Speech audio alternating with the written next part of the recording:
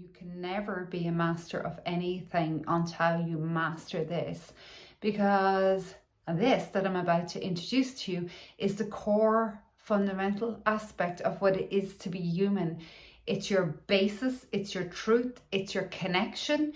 It's like your plug in to anything else that you desire in your world. What is that? It's the relationship with yourself. It's how you connect and relate to yourself.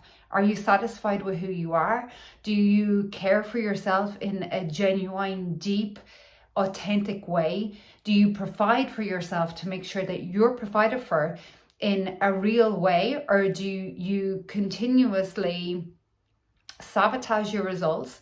Do you continuously engage in habits that keep you stuck? And do you continuously prioritize other people's needs over you? And I'll share with you here why this became a topic of conversation today.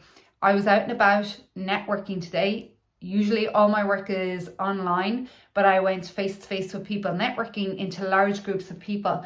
And I was astonished at the energy of inadequacy coming from people, of the sense of insecurity and instability, the sense of shyness, the inability to make eye contact with people, the presence of being uncomfortable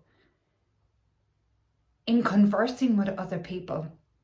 And it really struck me. It was so astonishing how people couldn't make eye contact, how people were uncomfortable in what to say and how to say it. And that comes down to the core of how you feel about yourself and how you relate to yourself. And you see how so significantly important this is, because when there is an imbalance or an inadequacy in the sense of how you feel and relate to yourself, there categorically is going to be that in your relationship with other people. You cannot have a sense of carefree flow, connection, fun, lightheartedness, authentic you in your relationships with other people if you don't feel comfortable in your own skin, if you don't feel comfortable in the presence of other people. And what was very obvious to me is that people went straight into people were living in their mind of how it was like a threat, like conversations and social situations, social conversations, social connection and engagement. People were clearly in a threatened, heightened, angst, tense state in conversing with other people. And as I said, this really hit me because I largely am online with my clients and with my core group of people that I network with, my usual, the sum of my 5 people I choose to be around because they uplift me and I learn from them and I can grow in their company, which that's another point.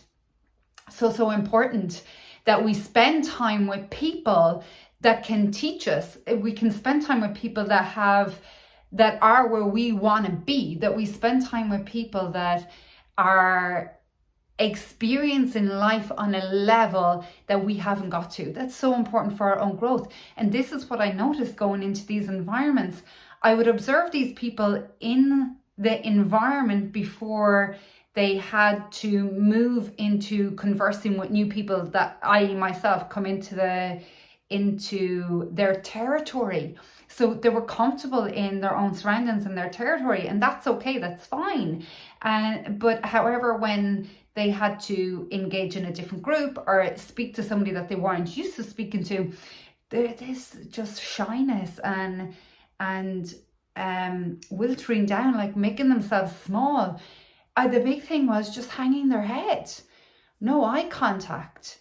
And very clearly, my own intuition and my own ability to pick up on people's energies has really amplified in my own personal development, self-development work and connecting with my own relationship with myself. What is my relationship with myself and who am I? And that leads me on to the next point. Who am I? Who are you? I beg you to do this exercise. Ask yourself, who am I? And start, I am. and do that for a couple of minutes, a couple of seconds, and observe what you've written. And I'm guessing that what you've written has been things like, I am a wife, I am a good friend, I am a teacher, I am a doctor, a nurse, a solicitor, a dentist, I am a sister, I am this. And it's all these labels and categories that you identify yourself with. But that is only like a cap, a mask, a part of you that you have embraced into the truth of who you are, the authentic part of who you are, the true self of who you are. And what we truly, really are is we are that aspect of ourselves that's still there and will continue to be there until the end of time. The aspect of us that is greater and far more superior than the label of identities of our career and our roles as parents, as sisters, as brothers, as mothers, whatever it is. But that truth of who you are in, I am a creator, I am light, I am love, I am fun, I am free. That's the authentic part of you. That's the aspect of you that was there before all the identities came along. And this leads me into the very reason why people are so uncomfortable when they're pushed outside their comfort zone or when they have to talk to new people, because it's outside the definition of their identities, of their masks, of their perception, of their role in society with themselves and other people.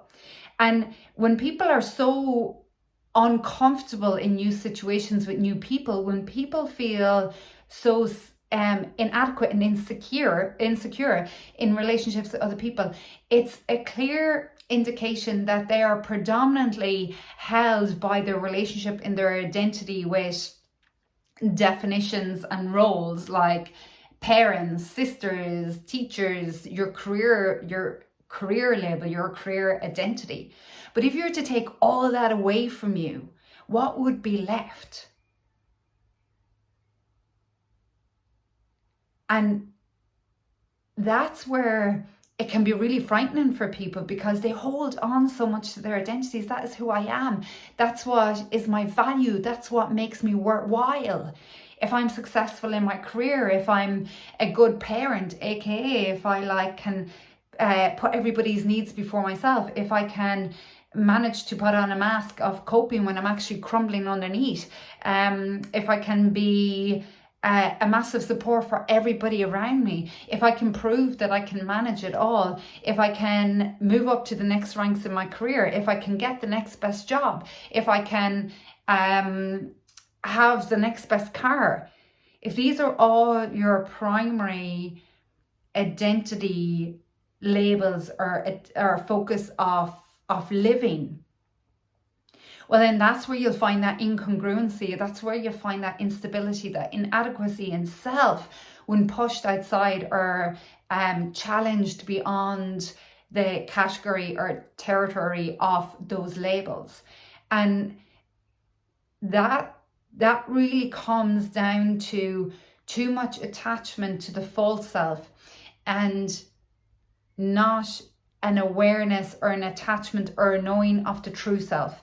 And the true self is that part of you that is pure and light and free and love and abundance. And the beauty of this is now being scientifically proven that the greater aspect of us is far greater than any identity that we can conjure up in our mind. And what we conjure up in our mind, the knowledge that we have already stored in our mind, is far, far inferior to what we can actually create in our lives by using the greater faculties of who we are, like our imagination that is limitless, like our imagination that allows us to step into and use the resources and energy of the truth of who we are to create a better life, to create a happier life, to create fun and to have the things that we really desire, as opposed to the things that we think that we're expected to have. And in that creation, from that energy, from that vibration, from that place of feeling connected and grounded in the knowing of yourself as a phenomenal human being, all that other stuff like the anxiety, the discomfort around people, around new people, just the discomfort in social situations, the sense of feeling less than other people, struggling with the anxiety of that, struggling with your mental health, all dissipates when you connect to the truth of who you are. When you connect to that imaginary, limitless aspect of who you are, and take the focus and the energy and the weighing of the importance away from the identity of how you feel that you should be or how you are expected to be in society and in your circles. The only job really that any of us have here is to forge a real deep connection, a real deep relationship with the truth of who we are, our authentic self. And then everything else is just flow, becomes easy and blissful. And then the relationships that we really, really, truly desire get attracted into our lives. And then it just becomes more fun and more carefree and more of what we want. So let's do it. Let's connect to the deeper side of you, the true side of you, that carefree side of you, that part that allows you to be connected, that part that allows you to have joy and play and fun in everything that you do, in everything that you desire to do, as opposed to the things that you think that you're expected to do, the things that you think you're expected to have, the manners and behaviors you're expected to portray to the world. If you just focus on the inside, the truth of who you are, that's where the real magic begins, where the real magic unfolds. And that's where you step into living your life from the place of magic.